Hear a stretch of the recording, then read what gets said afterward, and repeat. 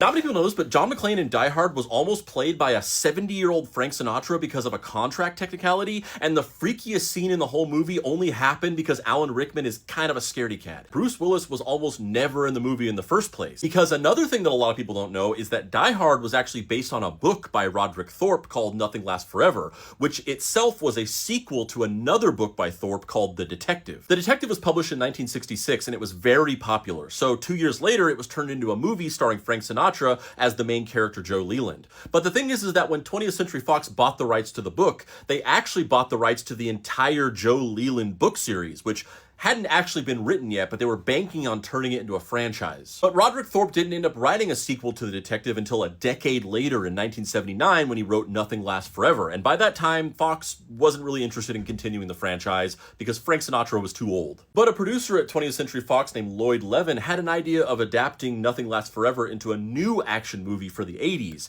and so he hired a young screenwriter named Jeb Stewart to adapt it into a screenplay. They eventually hired another screenwriter, Stephen D'Souza, to help Jeb Stewart work on the script, and they hired John McTiernan to direct it. And they finished the script and they were really excited about making it. But there was a problem. You see, based on the original licensing deal with the Roderick Thorpe novels, technically, Frank Sinatra was contracted to be able to play Joe Leland in any movie made about him. In order to legally be able to move forward with making the film, they had to reach out to Frank Sinatra, who was 70 years old at the time, and offer him the lead role in this high-flying action movie. Sinatra obviously passed and they ended up casting Bruce Willis, but who knows, maybe if he had gotten the wild hair up his butt and said, screw it, I got another one in me, maybe we would have a version of Die Hard with a 70-year-old Frank Sinatra in it. Speaking of older actors, did you know that Hans Gruber in Die Hard was Alan Rickman's very first film role he ever had, and he was 40 years old at the time? He had only ever done theater before that, so never give up on your dreams. Also, one of the most chilling moments in the entire movie when Hans Gruber shoots Holly McClane's boss in the head and it cuts to the blood splattering on the wall behind him wasn't actually supposed to be like that.